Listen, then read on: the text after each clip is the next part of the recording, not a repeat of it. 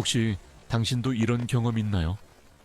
직장 상사 앞에서는 세상 진지하고 유능한데 오랜 친구들을 만나면 봉인 해제된 듯 껄렁껄렁해지는 당신. 소개팅 상대에게는 오스트롬하고 매력적인 사람처럼 보였다가 부모님께는 세상 착하고 순한 양이 되죠. 마치 상황에 맞춰 색을 바꾸는 카멜레온처럼 우리는 끊임없이 사회적 가면을 바꿨습니다. 이것이 바로 사회적 카멜레온 현상입니다.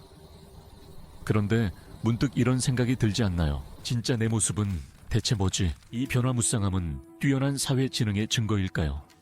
아니면 그저 나라는 존재가 없는 공허한 위선일까요? 오늘 우리는 이 위험하고도 매혹적인 재능, 사회적 카멜레온의 본질을 파헤쳐 봅니다. 이 모든 상황극의 배후에는 자기감시, 셀프 모니터링라는 심리학적 개념이 있습니다. 1974년 심리학자 마크 스나이더가 제시한 이론이죠.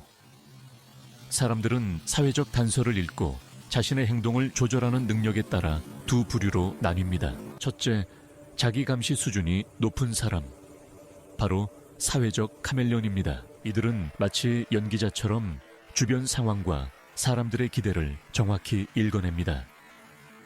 그리고 그에 맞춰 자신의 표정, 말투, 행동을 자유자재로 바꿉니다. 이 자리에서는 진지한 모습을 보여야겠군. 여기선 유머러스한 게 먹히겠어.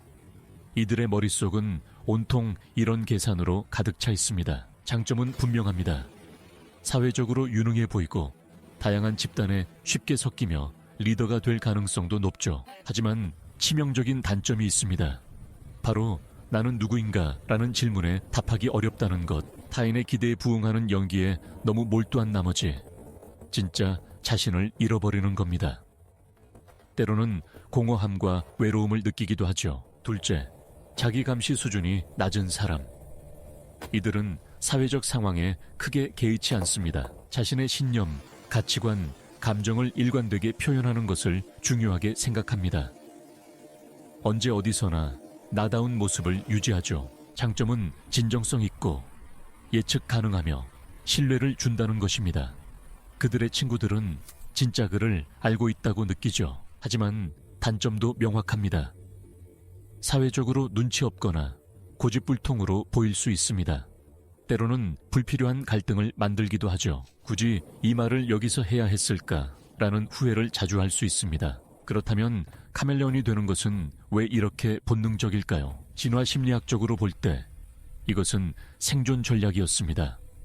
우리 조상들은 무리에 소속되어야만 살아남을 수 있었죠. 무리의 규칙에 순응하고 리더의 비위를 맞추고 다른 구성원들과 조화를 이루는 능력은 곧 생존 확률을 높이는 것이었습니다. 즉, 사회적 카멜레온의 능력은 우리 DNA에 각인된 오래된 생존 코드인 셈입니다. 또한 거울자아 이론도 이를 설명합니다.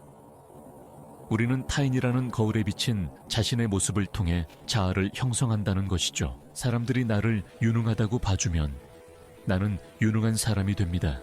재미있다고 봐주면 나는 재미있는 사람이 되죠. 이 과정에서 긍정적인 피드백을 받기 위해 우리는 무의식적으로 상대가 원하는 모습을 연기하게 됩니다. 문제는 이것이 극단으로 치달을 때 발생합니다. 건강한 적응이 아니라 자기 파괴적인 사람 비위 맞추기, people pleasing가 되는 순간이죠. 모든 사람에게 좋은 사람이 되려고 애쓰다가 결국 자기 자신에게는 최악의 사람이 되고 맙니다. 거절하지 못하고 부당한 요구를 들어주고 내 의견을 숨기면서까지 관계를 유지하려 합니다. 이것은 더 이상 전략이 아닙니다.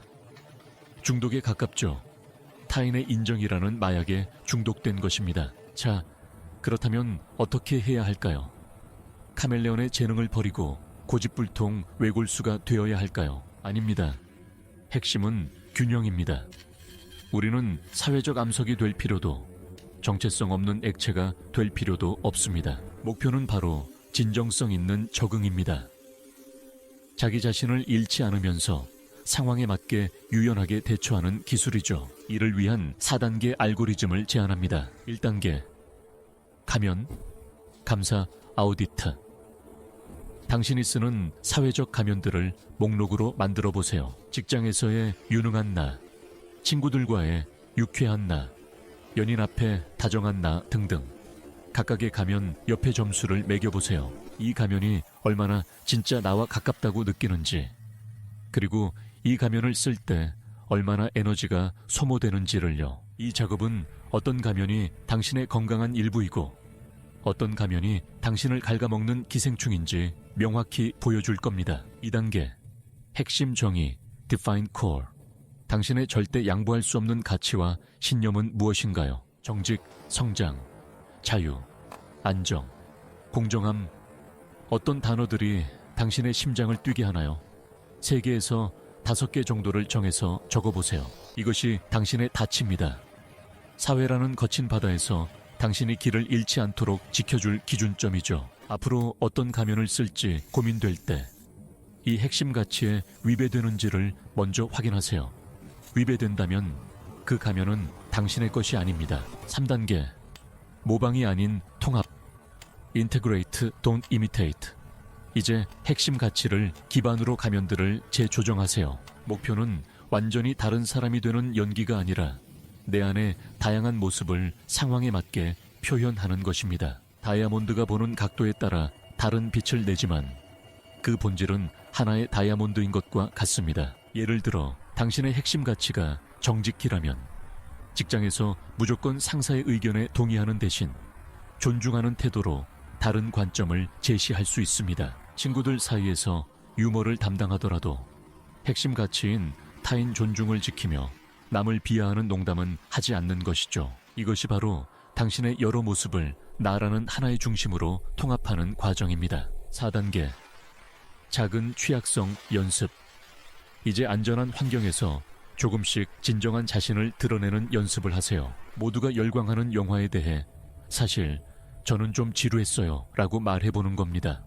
세상이 무너지지 않는다는 걸 깨닫게 될 겁니다. 혹은 친구의 부탁에 무조건 오케이 하는 대신 미안, 지금은 좀 어려운데 1시간 뒤에 도와줄게 라고 말해보세요. 이런 작은 성공들이 모여 당신의 진정성을 표현하는 근육을 키워줄 것입니다. 결론적으로 사회적 카멜론은 그 자체로 좋거나 나쁜 것이 아닙니다. 그것은 강력한 도구일 뿐입니다. 진정한 천재성은 이 도구를 의식적으로 사용하는 능력에 있습니다. 무의식적인 모방으로 자신을 잃어버리는 것이 위험한 것이고 자신의 핵심을 지키며 세상과 조화를 이루는 것이 바로 지혜입니다. 당신은 깎이지 않은 원석이 아닙니다. 이미 수많은 면을 가진 보석입니다. 이제 어떤 면을 언제 어떻게 비출지 선택하는 것은 당신의 몫입니다.